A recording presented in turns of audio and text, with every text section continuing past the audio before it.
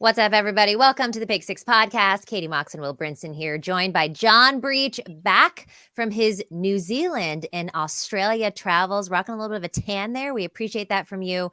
And of course, Emory Hunt, the czar of the playbook. If you missed last week's episode, we gave our preseason superlatives, and we also shared our week 3 preseason best bets.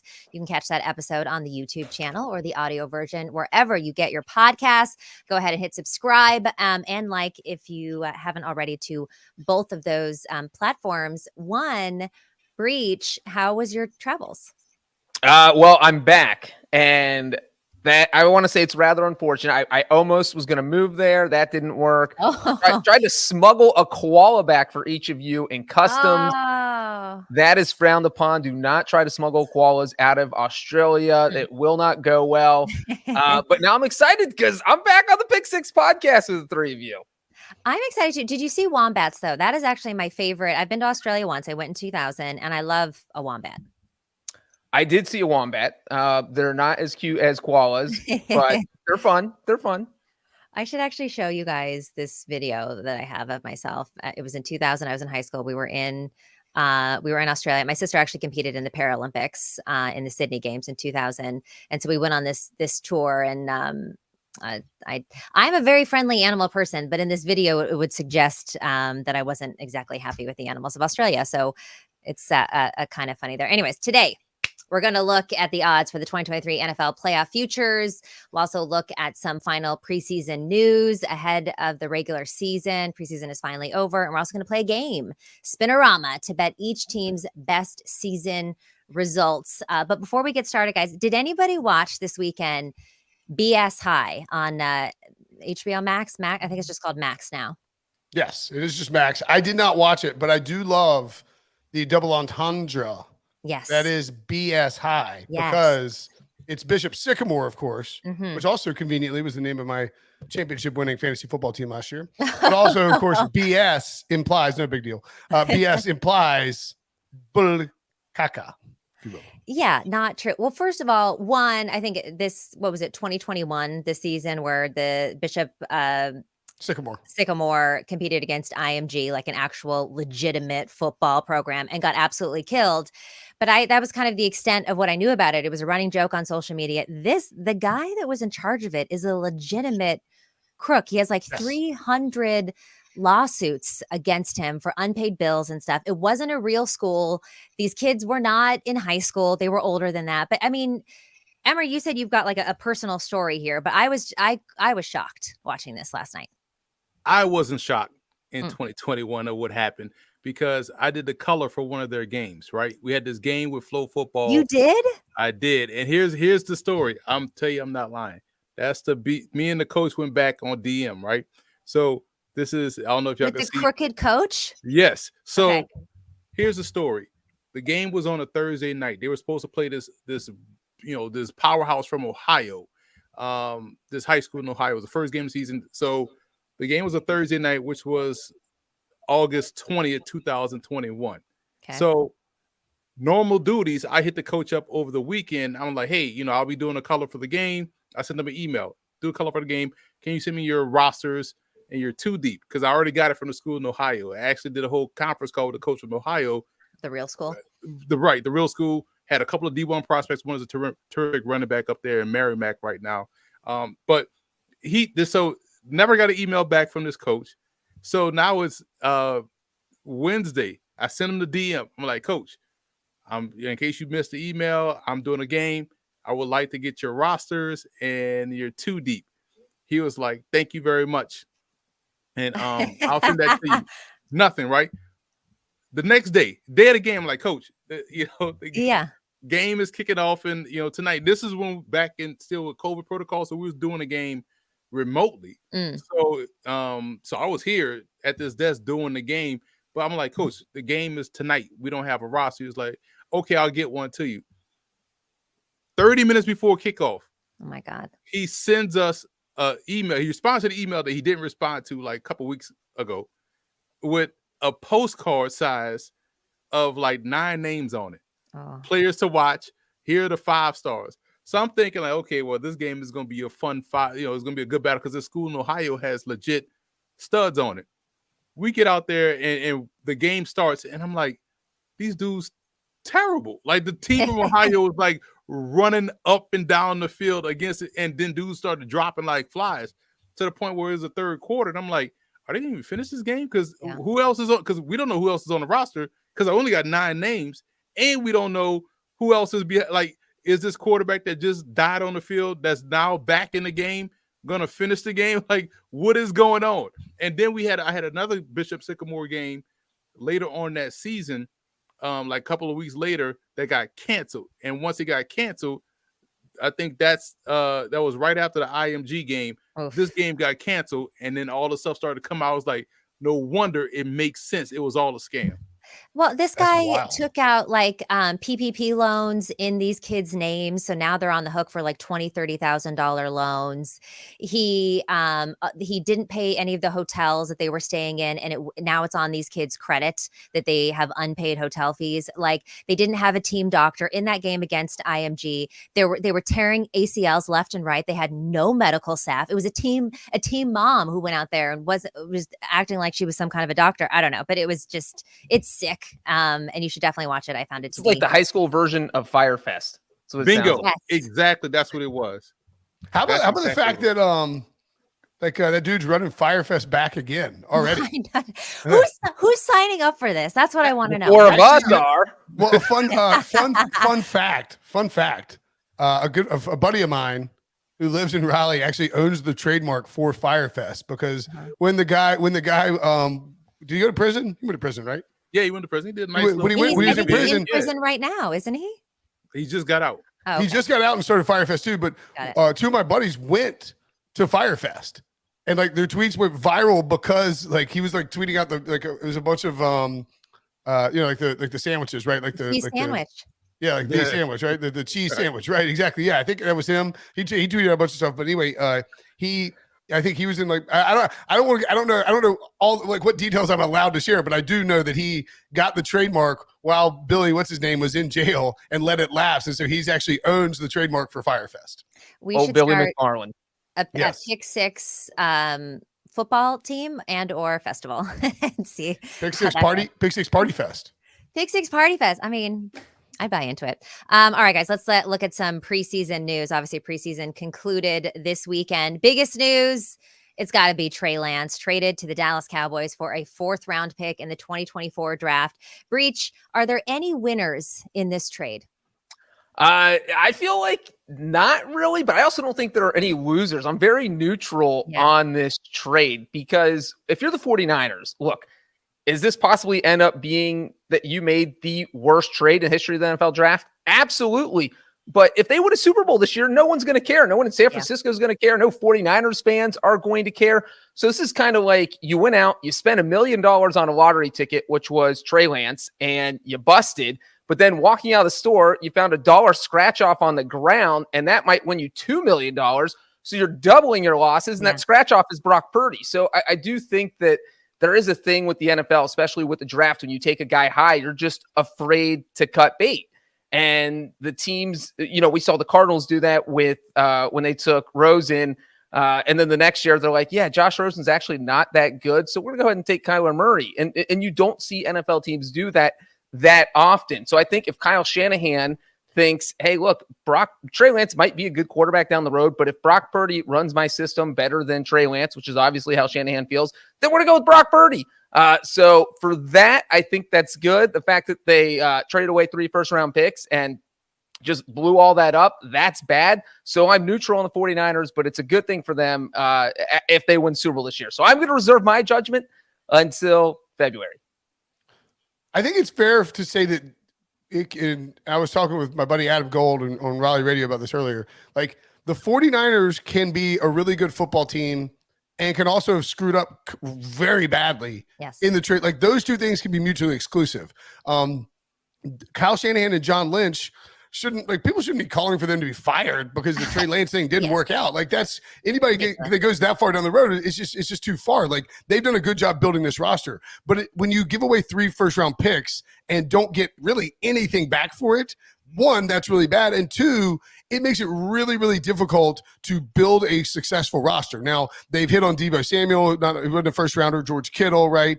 They signed Trent Williams. When he was sort of like I don't think people knew how good he really was when he was leaving Washington because of all the stuff going on the side.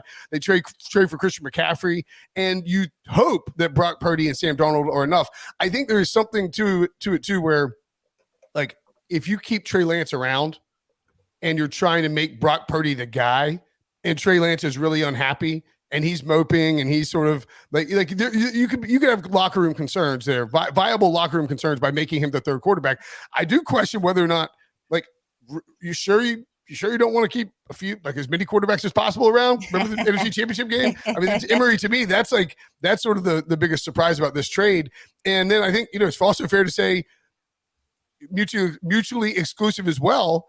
The Cowboys can take a look at Trey Lance for a cheap price without saying, hey, Dak, this is an indictment of you. Like, Dak Prescott is the guy for the short term, and I would think like pretty long term. He's older. There's nothing wrong with taking a stab like this at a quarterback who with that kind of pedigree, with that kind of upside athletically, especially if Trey Lance is in Dallas, if Trey Lance is in San Francisco and Brock Purdy or Sam Darnold struggle, there's going to be calls for Trey Lance. There's way more pressure on Trey Lance in San Francisco than there is in Dallas, where if like Dak would have to be completely bomb for Trey Lance to even to be any buzz whatsoever about bringing Trey Lance in. Yeah, everybody looking at this right now in the huddle. Let's step outside the huddle and go up into the press box, right, and look at this from that viewpoint. This is not just about Trey Lance and them trading away, giving up 3 first-round picks for Trey Lance when Justin Fields was sitting right there. That's not the point.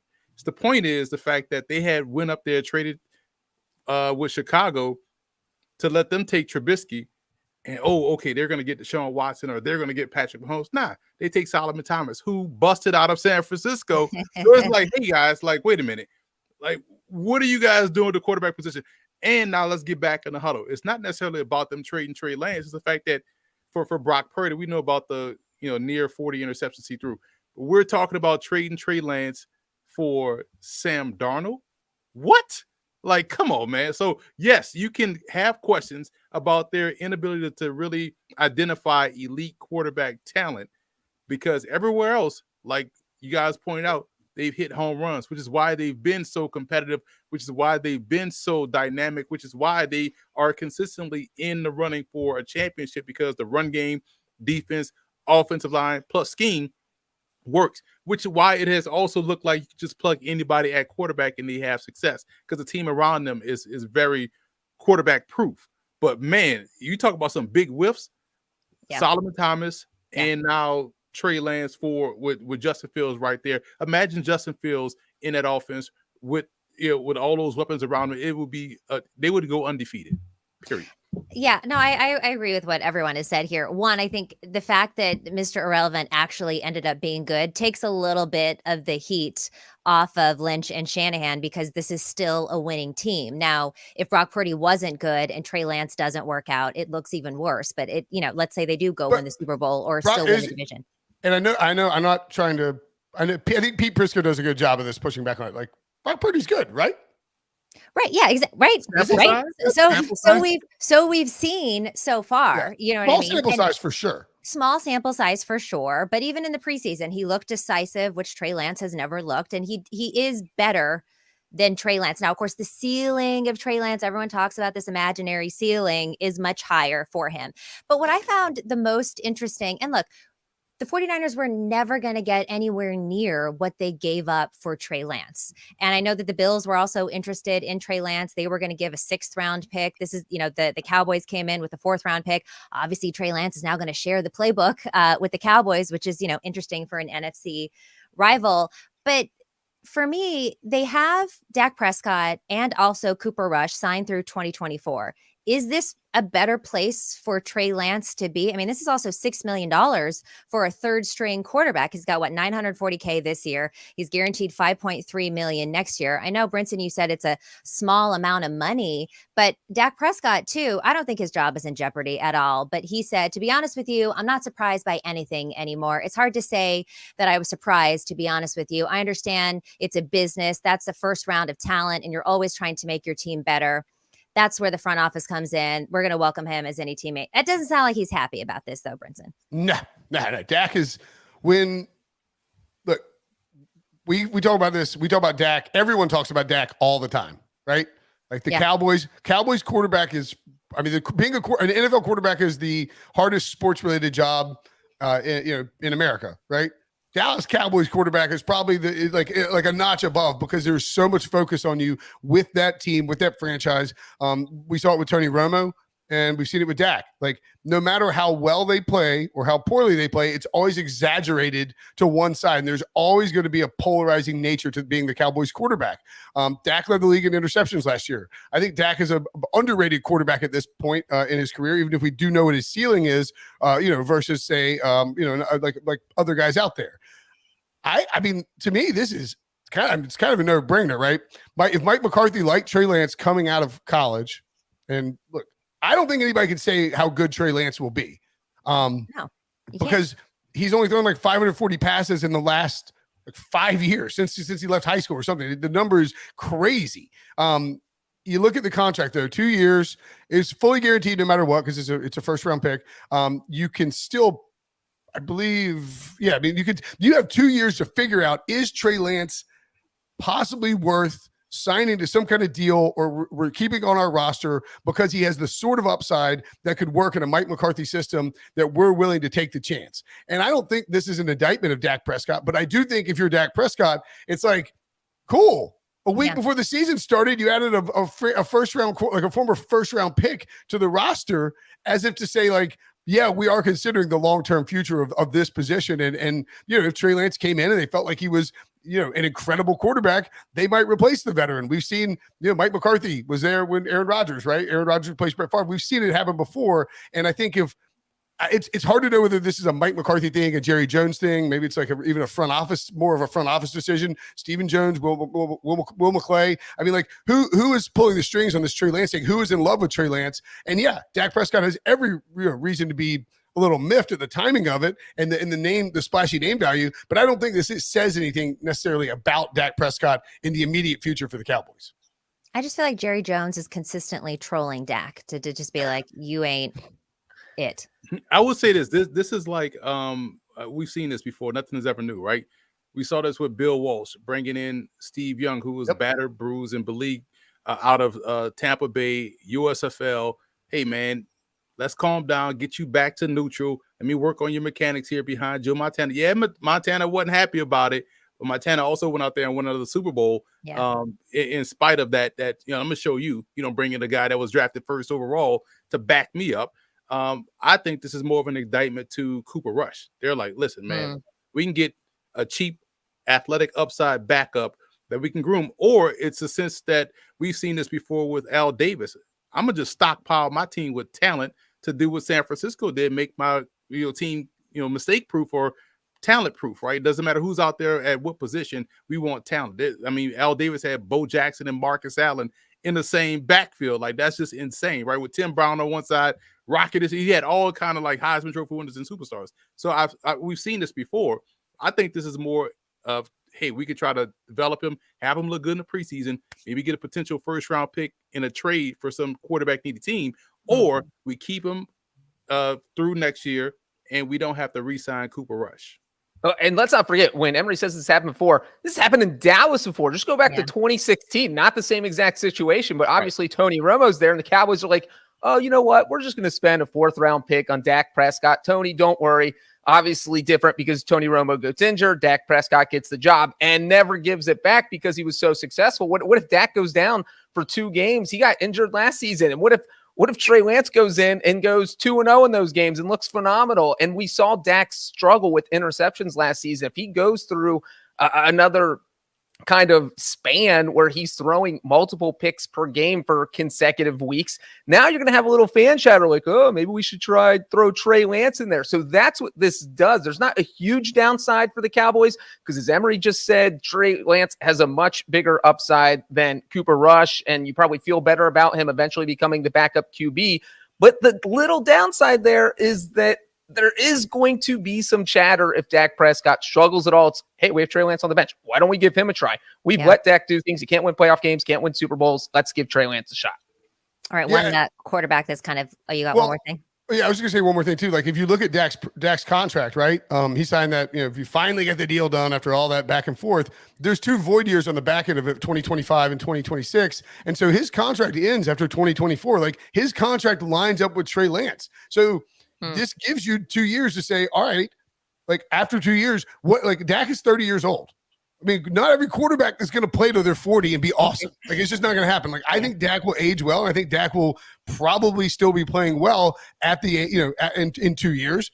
But, would the Cowboys prefer to like sign Trey Lance to a lower contract and then move on from Dak after that deal is up? I think that's entirely possible. Or you like franchise tag Trey Lance if you feel like he is the guy. It could end up being a little similar to Rodgers and Jordan Love too. I think. I mean, like again, you ain't got to have a quarterback if you want to win. Everybody knows that. The Niners. Or even Vicky McNabb, how that transition went too. Yeah, exactly. Like it's Andy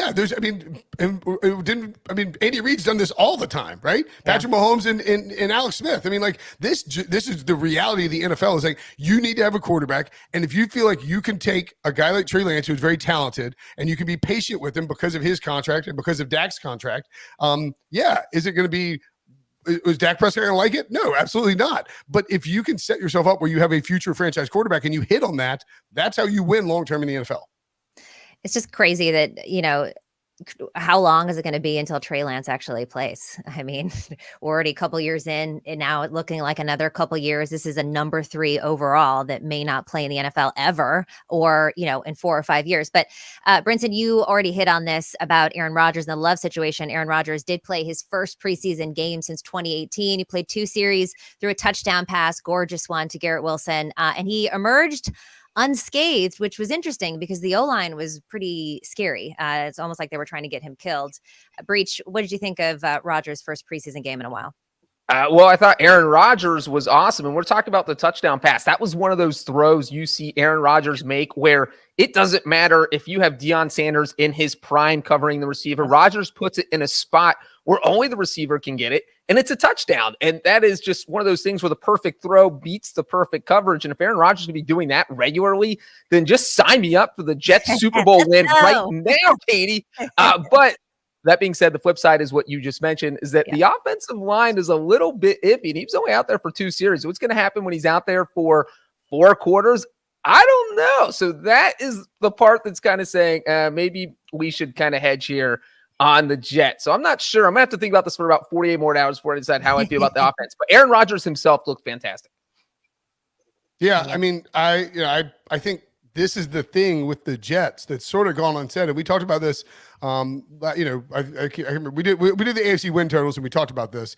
And it's like so weird that the Jets at no point throughout this entire offseason of like insane hype where they're being talked about on every show, the Hard Knocks stuff, everyone's loving like what they see from the Jets on Hard Knocks. And at no point did like their over under move up. Or like it didn't budge at all. It sat at like 9.5 minus 120 the whole time. And I think there's only one explanation for that. And it's the concern with the offensive line.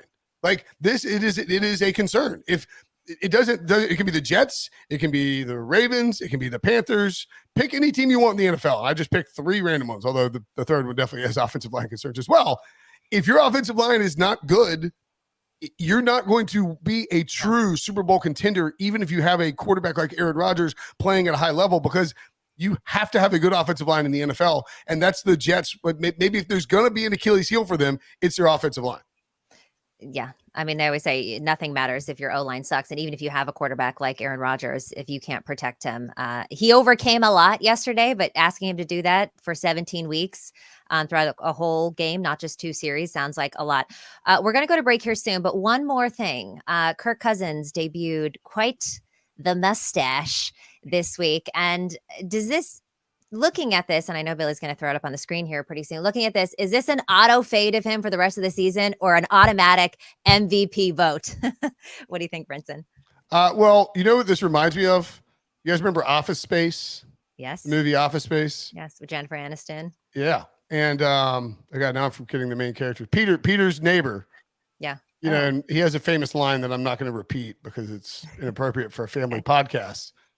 But This is an automatic MVP move by Kirk Cousins, who is flourishing in the spotlight in a way that I never thought Kirk Cousins would, by sort of embracing all the nonsense that he does, and I think becoming much more likable than he previously was.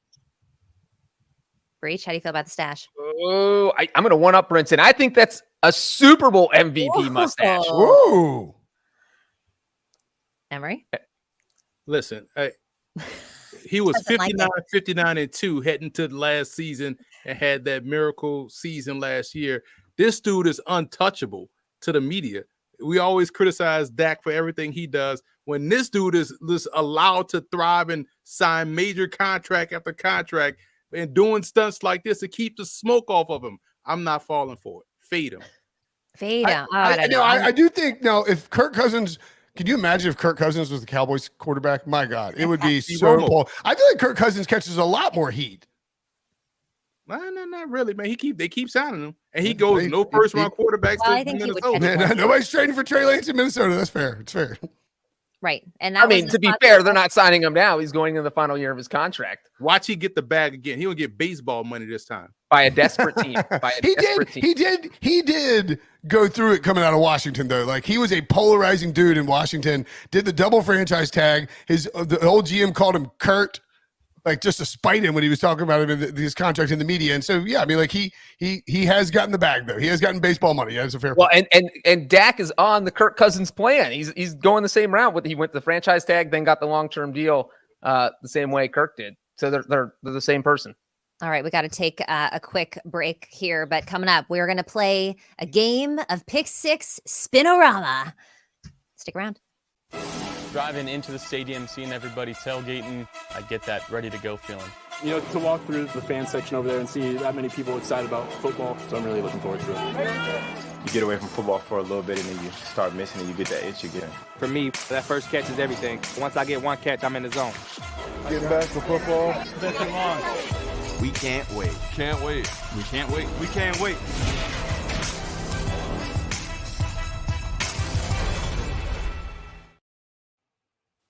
Welcome back to the Pick 6 podcast. It's time to play Spin-O-Rama. And I got to be honest with you, we didn't talk about this in the pre-show. I believe we have a wheel, Billy, that is putting on the. Yep, there it is. With we got a wheel. Yeah, we have a wheel with all 32 teams.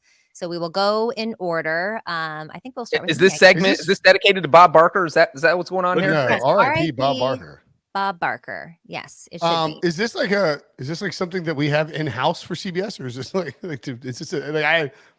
I love it. I don't know about the legality of everything. This is a wheel that was created by Billy. We're going to spin around. It will land on one of the 32 teams. And then there are some DraftKings odds about team results. So it'll land on your team.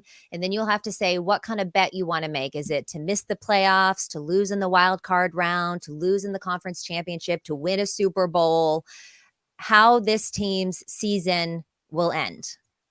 And we'll start bottom up and with the brightest color. So Emory, take a spin. Which I mean, this means Billy probably clicks the spin for you. Yep, there we go. There we go. I was about to say, what do I click? You should have gotten Katie a tiny little microphone. Yes. Oh, just in time. The Dallas Cowboys. All right, Dallas Cowboys. I like the Dallas Cowboys to. Let's put those odds on the screen. Yeah, here, I'm looking Billy. I would say they could lose in the conference championship game plus 650.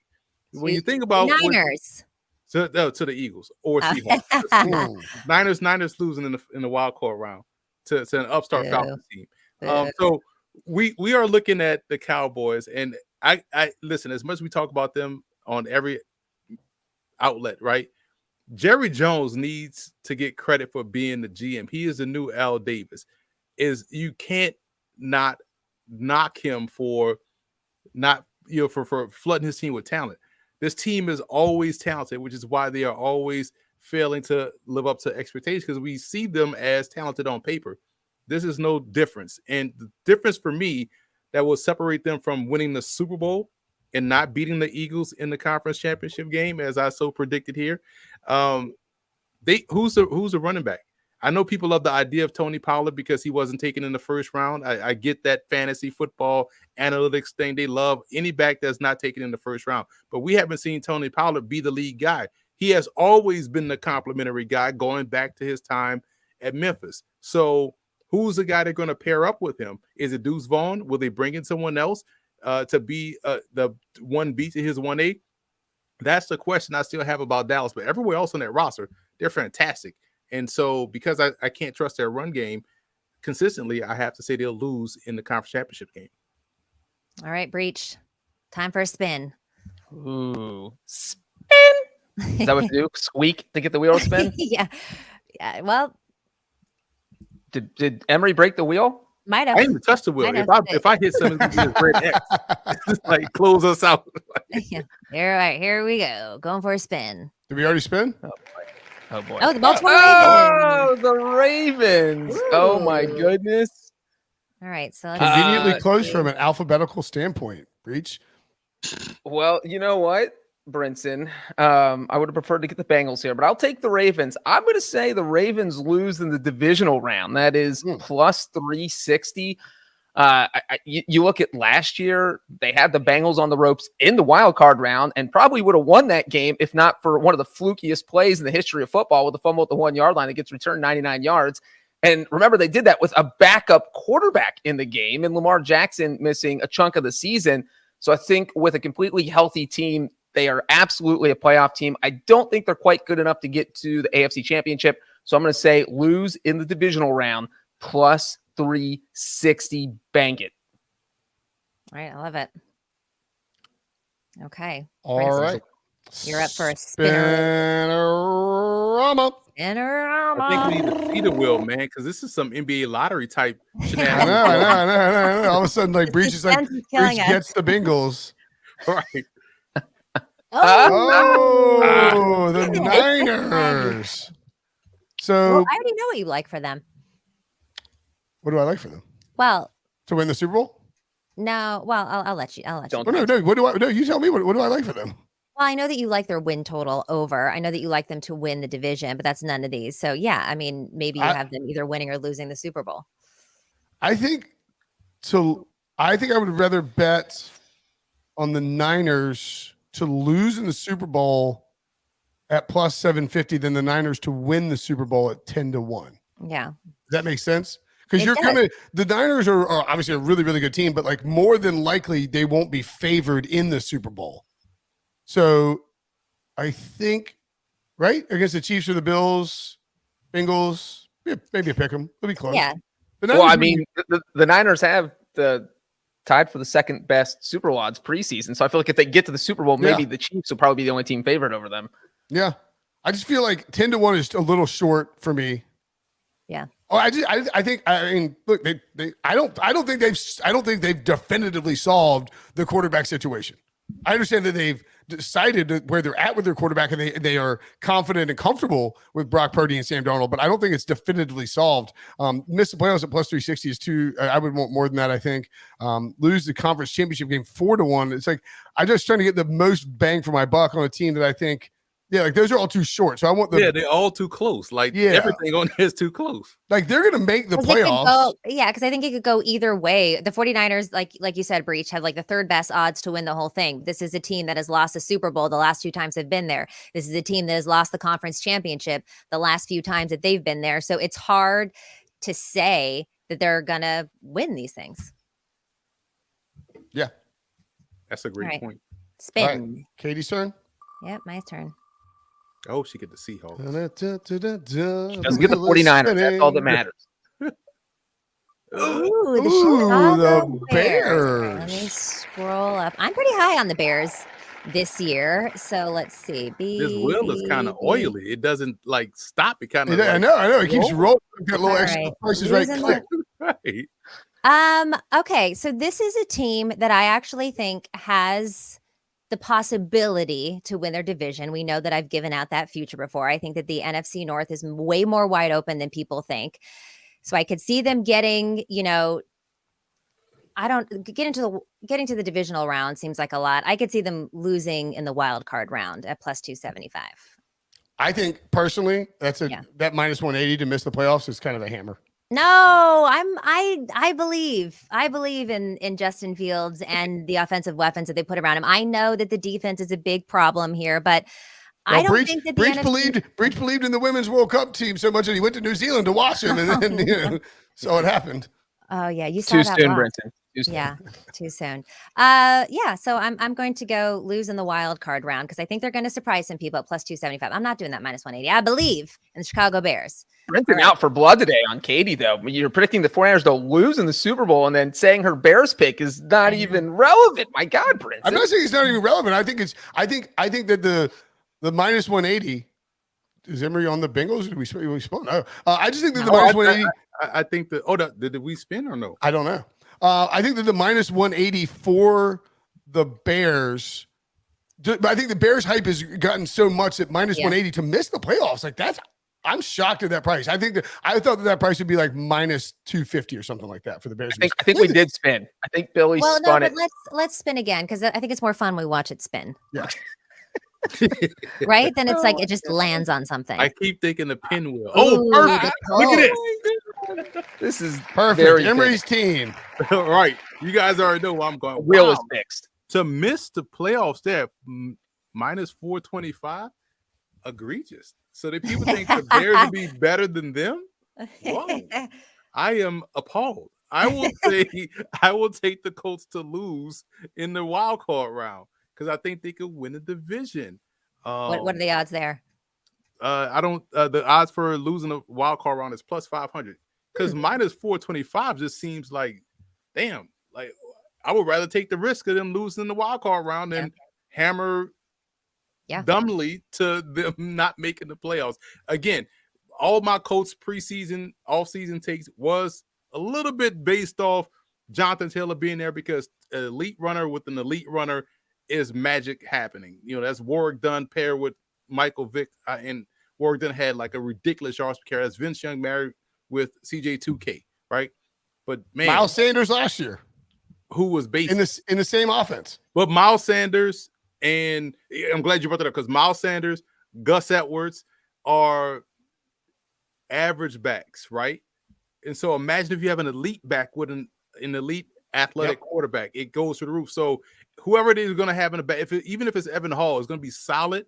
But damn, it would have been great with Jonathan Taylor. But I will take this bet here for them to lose in a wild card round because I got to stick to my guns. I believe they beat the Jaguars for the AFC West. 80 to 1 and 150 to 1 to like losing the Super Bowl or winning the Super Bowl is like a wildly like disparate. Like, you put a dollar on it. Yeah. Like all right, Breechy, let's get a good spin out of you. Let's go wheel. Oh, it makes noise too? Oh, yeah. The wheel is spinning and we are color. singing. Ooh, it's leaking. Oh, the Rams. You wanted the Dolphins so much more than the Rams. I did want the Dolphins. The Rams have to be all negative. The thing here. Oh, go ahead, Emory. No, I was going to say to miss the playoffs -3. Go ahead, Breech. Yeah. Yeah, I mean, that's my problem is that I don't think the Rams are going to be as bad as everyone thinks. I don't think this is a team that's going to be going 5-12. I think they can win 8 or 9 games, but I don't think I just don't feel good about them sneaking into the playoffs. No. -380 is such a horrible value that I got to skip it on principle. Yeah. So I'm going to say they lose in the wild card round at plus 475. I think that's the best bet on that board. Yeah, this might be one you just lay off though, because they're not making the playoffs. Yes, you don't have to make every bet, Katie. That is a good point. I'm going to go to sleep on this one, but losing the wild card round. That's what a lot of these people that critique those that are in sports betting fail. Like, bro, you don't have to make every bet. You know what I'm saying? All right, Brinson. All right. Let's get a good spin. How about? I'm mad these not color coded, by the way. I know. Ooh, the Buffalo. Buffalo. I'm actually glad I didn't get the Panthers. I don't know that I'm prepared to do that. The Bills are tough because you have plus 225 to miss the playoffs. It's not. No, they're not missing the playoffs. Yeah, I wouldn't. AFC is just really tough. I mean, I'm a lot higher on Buffalo than a lot of people. I think I will go with 6-1 to lose. So it's 9-1 to win the Super Bowl, 10-1 to lose the Super Bowl. I don't think I think 6-1 to lose in the conference championship game is the play there. I can see them advancing, and then you see them get either, I don't know. Maybe they'll go to Arrowhead to play the Chiefs in the AFC Championship game. That wouldn't be surprising at all. Or maybe they'll have to deal with the Bengals or even the Jaguars. Like, there's a lot of teams that could knock them out in the conference championship game. So I think that's the best value versus the Super Bowl value. Yeah. Let me ask you this, Will. To miss the playoffs, right? Is that tied to them winning the division? Because if you think about it, how good do you feel like the Jets and Dolphins are going to be, and how good do you feel like the AFC North and AFC West are going to be? Because it could be some gray area. Yeah. Like, I think the Bills are the. I think the Bills are going to win the division. I think people are selling the Bills too quickly, and so I think they'll win the division. I've been saying all along, I like to bet them to win the division all offseason at plus money. I think it's a great value, especially if the Jets' offensive line is a problem. And so, I think I would want 4-1, 4-1 more to miss the playoffs. I think for Buffalo, because I think they're a much better bet to make the playoffs than people think. All right. I like it. Also, we got Joe Musso in the chat. Over under 4.5. Stetson Bennett starts. I will go over. I actually don't think Matt Ryan is playing that many games, or not Matt Ryan. Matt Stafford is playing that many games. All right. Did he not also just come out and say he don't know how to relate to his younger teammates? Was he talking to Stetson? Ooh, I don't know. Stetson's his age, so I don't know. Ooh, Washington Commanders. All right, let me scroll down here. It's got to be at the very bottom. All right, to miss the playoffs, minus 370. Yeesh. Losing the wild card round, plus 500. Losing the divisional round, plus 1,000. They're not getting to the conference championship game. They're not getting to the Super Bowl. So what are we looking at here? I don't want to minus 370 to miss the playoffs. I feel like this is kind of a similar to a breach thing. You gotta do the 5-1 to lose in the wild card round, but they're not getting to the wild card rounds. But minus 370 to miss the playoffs is just. I think Washington's a little sneakier maybe to be a wild card team than people give them credit for. Is it likely? No, just like the Rams, right? Like, you don't expect it to happen. But I mean, if Sam Howell ends up being a good quarterback and he uses his legs as much as like he did in college and doesn't get hurt, and we see them protect him and that defense is as strong as it could be, I think they're like a fringe, like 5-1 is I like the 5-1 as well. Is what I'm saying. Yeah. I don't know how much I like it. I'm just not laying the minus 370. Yeah, exactly. Yeah. All right. Let's do one more round of these, and then we'll go to break. So let's get a good spin out of you. Your final Spin-O-Rama. Who's it going to be? Let's go wheel. I love the wheel. I love this wheel too. Good job, Billy. We could do so much fun activities with this. Hey. Ooh, oh, your Saints, the New Orleans Saints.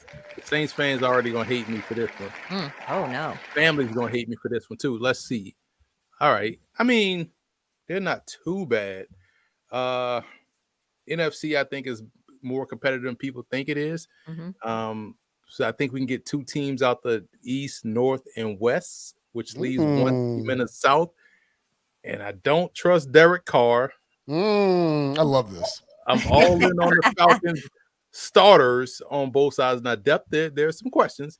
So I'm going to go for the for sure money for them to miss the playoffs at plus 160. Love it. I feel like Falcons could win that division at 9-8. Saints to be right there at 8-9, missing the playoffs. We need the meme of Brinson and Emory shaking hands with the caption saying hating on Derek Carr. Here's the thing about Derek Carr. The stats look great on paper, but what the stats don't show you is that fumble in the third quarter that killed that scoring drive. Damn, that was a big. Or that fourth quarter interception. Well, he threw 380 yards, 3 touchdowns in the pick. Yeah, but the pick was kind of important. You know, it went back the other way. It's those hidden numbers that really don't tell you the whole story. When it happens. When it happens. And so I think that's the Saints' bugaboo here. Plus, they're kind of banged up in the backfield right now to start the season. So we got to see this back. There's some questions on that offense, you know, and I love the defense, but questions on the offense kind of scare me. Also, like, the Saints went 7-10 last year. Like, I mean, I understand that But Derek Carr is a theoretical upgrade at quarterback, but like how much of I mean, how many wins is he worth? Is he worth 5 wins? Like, I mean, do people just crowning the Saints? It's just so bizarre to me. Here's how funny the Saints fans are, and I'm on my soapbox for just like 20 seconds. Mm-hmm. These are the same Saints fans that was killing Derek Carr when the Saints shut them out last year in the Superdome. Now, the same Derek Carr on this team, Saints fans are saying Saints are going to the Super Bowl. It's a lock. They win the division. You were just killing this dude last year when they got blanked by one of the worst Saints teams in recent memory, right? Especially in the Sean Payton, post-Sean Payton era. That was a bad Saints team. And now the guy that you clown is going to lead you to the Super Bowl, a place he has never been. Miss me with that. Speaking of missing, we're going to miss Breech's turn. Oh. While we take a break for purposes of the show. So we'll let Breech spin again when we come back after the break. Next. Got to pay the bills. Get breaking news. Big news coming out of the NFL today. Highlights and instant reactions. The largest final round comeback in tour championship history. We're down to the final 4. I just want to take time to analyze greatness. Talk winners and losers with a guy who's already a big winner. CBS Sports HQ. It's all sports all day long. All right, time for some more Wheel of Spin-O-Rama. Spin-O-Rama, I mean, yes. Spin-O-Rama. Breech is up. Ooh. While we're spinning, just note that we're going to do 3 more spins and then do some divisional and Super Bowl futures as well. And Breech, you have the Denver Broncos. Oh my God. Oh my God. What the irony here. Well, yeah, it is ironic because that was the team you picked to win the Super Bowl last year. How did that work out? How does it end for them this year? Yeah. Well, let's see. I'm still bitter. I wish we could rewind in time and have Breech going, the Denver Broncos will win the Super Bowl, and pair it up against like a mashup of like every like disastrous offensive situation with Denver last year. I do not usually hold grudges, but I am holding a strong grudge with the Broncos over this pick. Look, they're dealing with so many receiver injuries right now. I'm not sure that Sean Payton can fix Russell Wilson. But once, and the AFC is just so loaded that where do the Broncos rank? They're maybe you could make the argument they're a top 8 team, but the 8th team doesn't get in the playoffs. So, I hate to miss the playoffs number once again. I would probably lean that route, but I'll get crazy and say losing the wild card round. You know what? I think the best bet I think to win the Super Bowl at 45-1 is the best. Oh, bet come on. 45-1. You're mocking. You never get 45-1 on teams that, in theory, could have an elite quarterback and an elite coach. Like this is the only chance. If Sean Payton can fix Russell Wilson, this is the only chance you'll have to buy low on Denver. Now, it's 45-1. It's not supposed to happen. I don't expect it to happen. I'm just saying they got the coach, they've got a quarterback. If he's not broken, if he is fixable, then 45-1 is not crazy. I'm not making the bet. I just wanted to point it out. I understand what you're saying. Yeah. In theory, the Broncos are a very good team because they've got an elite quarterback and an elite coach, right, and receivers. So, right. Just like in theory, Breech is wearing pants right now. All right, Brinson, give her a spin. All right. Spin-O-Rama time as it goes around the wheel. Ooh, the Green Bay. They're going to get the Lions. Packers. I thought I was going to get the Lions too. Jordan Love cheering at the end there. There's like somebody's like yelling, "Woo!" Yeah, they're happy that you got. The crowd's going wild. Find the Green Bay Packers. So the Packers are minus 210 to miss the playoffs. Plus 350, 3.5-1 to lose in the wild card round. That feels like that's a little short. I'd like a little bit more than that. I don't. So I think with it when you're making this decision, right? Let's say that you believe in Jordan Love and believe in Matt LaFleur and think that this offense can be good enough to win them enough to games in an NFC North that is wide open. I don't think you can bank on them to win a playoff game. I don't want to lay the minus 210. So I'd go plus 350, but I think you could just go bet on them. Like, I think it's really unlikely for them to get the number 1 seed, right? And I think it's really unlikely for them to win a playoff game. So I'd rather bet on Green Bay to win the division, which I think is like 4 or 5-1, isn't it? Let me check real quick. Division winner is Where is it? North. You can bet on the Packers at 4-1 to win the division. So I'd rather bet on that than bet on. I mean, I'm just saying, like, I'm going to say to lose in the wild card round as part of the game, but instead of doing that, bet on them to win the division because, I guess they could sneak into the playoffs as a wild card team. The Lions and the Packers both. Yeah, maybe take plus 350. I don't know. I think the Packers should be better than people think. I have Lions, Packers, Vikings, Bears in that order in the NFC North, I believe. And so I don't think it's impossible that the Packers could win the division or be competitive. So I like Green Bay like plus 350 to lose in the wild card round. All right. Only way I take 750 would be if I knew ahead of time what seed they were going to be. Yeah, because that losing division round could be key. You know what I'm saying? Yeah. That's why the odds are set at such. Like they could get the Rams in a wild card matchup. Yeah. At home, that could happen. Yeah. Why? It couldn't. Or the Giants? They could play the Giants at home in the wild card round. Maybe. What? And how are the Rams getting there? Like, is this a 5-4 game, or is this a 6-3 game, or is this a 7-2 game, Brinson? If they get a 4-5, they're in trouble. You know what I'm saying? Yeah. Exactly. Yeah. All right, let's get one last spin on here before we get into actual It didn't seem odds. plausible as I was sort of going through the scenarios in my head. Ooh, the one team I don't like to talk about, the Cleveland Browns. All right.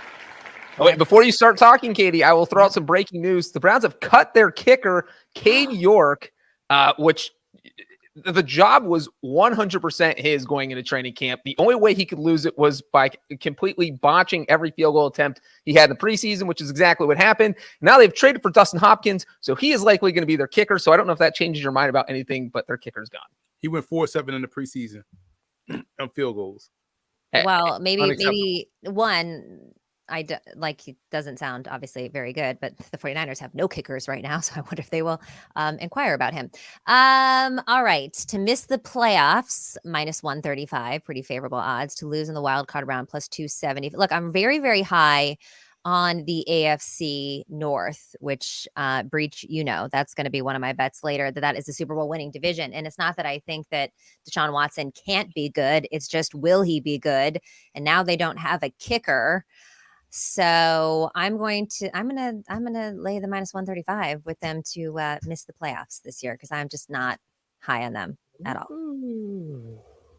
I know, Emory, you are. What would you take them to win in the what? I think lose in the divisional round. Yeah, I think I think they would lose, and it's tough. AFC wild card is probably where a good team will lose. So I would go wild card round. But because I think they finished second in the division. I think the Bengals take a step back, to be honest. That's insulting. Them fighting words. Insulting. Breech, what do you think? This is your division. Well, I think that the Browns are impossible to predict because you don't know how good Deshaun Watson is going to be. And so I'm staying away from everything Cleveland related. But like Emory just said, I would not be surprised at all if they won the division. They have a loaded roster, but it's kind of like the Broncos where it's going to come down to the quarterback, except you feel a little bit better about Deshaun Watson's play than Russell Wilson's play. So only because we haven't really seen it. We've seen Russell Wilson be bad.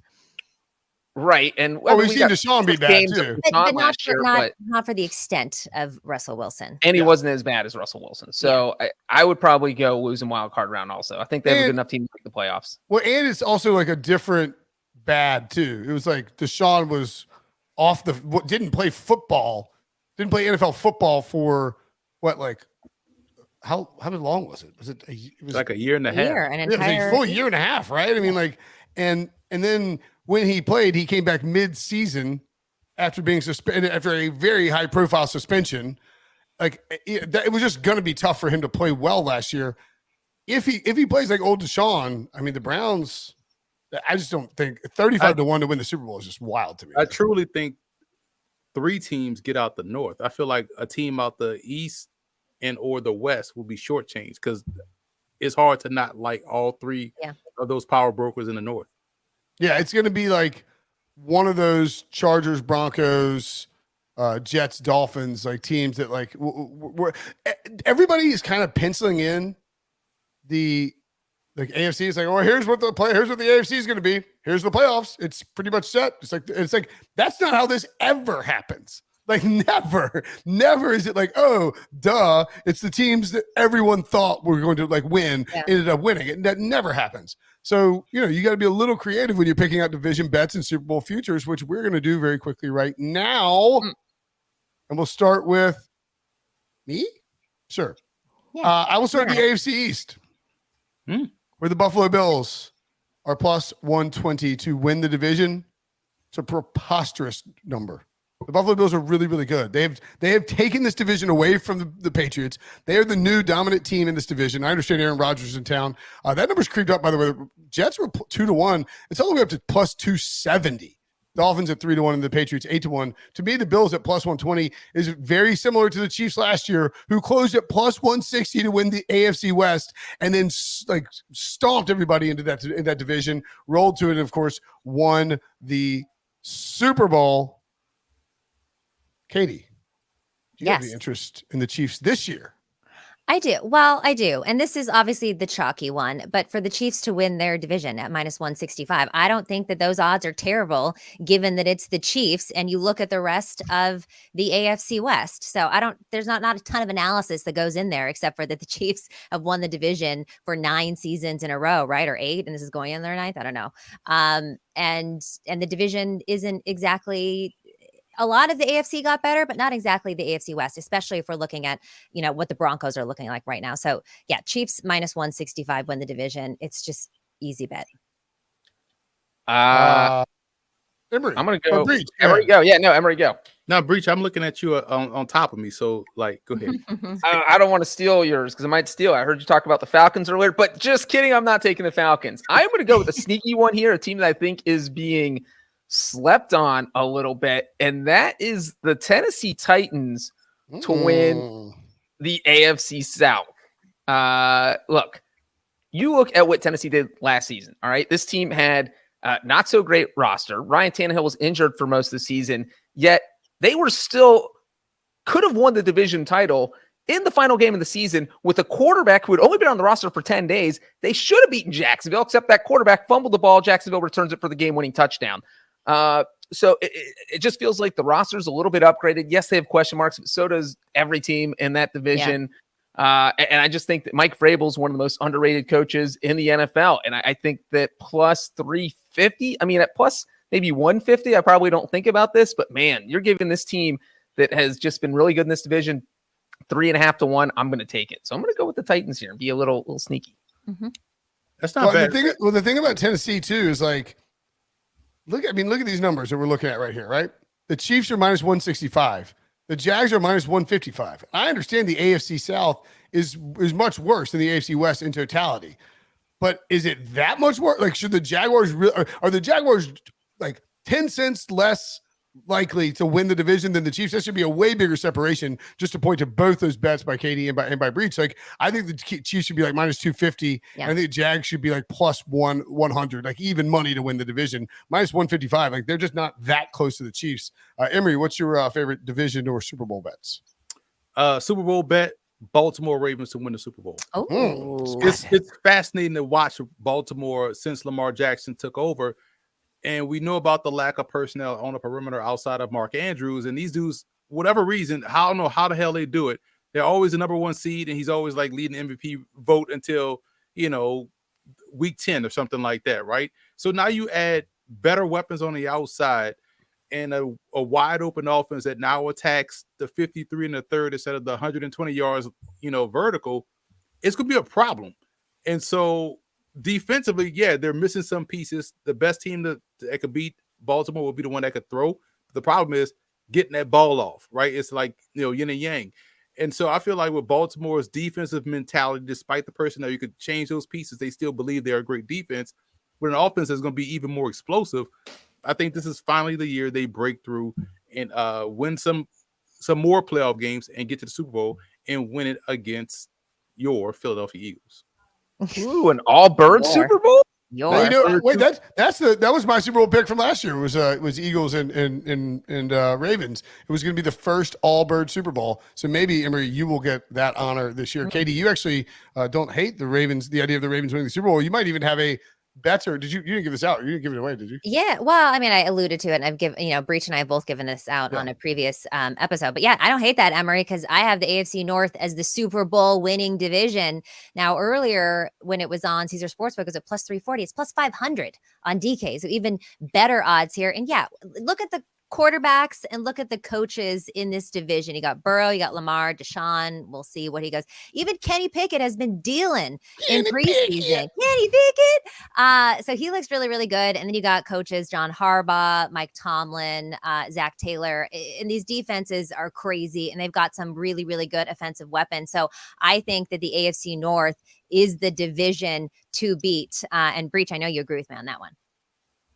I do, because my Super Bowl bet is, I don't even want to say it because I'm going to jinx them. Oh, no. I've been a Bengals homer my entire life, but I never picked the Bengals to win the Super Bowl. Anybody who's listened to this podcast for the past 5 years knows it just doesn't happen. But I think if I was going to bet on the Bengals, this would be the year I'd do it. 10-1. I feel like the team is loaded. This is the best roster they've had. Obviously, Joe Burrow's cap is a slight concern, but we're used to that. There's a slight concern with Joe Burrow every single offseason, whether his appendix is exploding or he's coming off ACL surgery.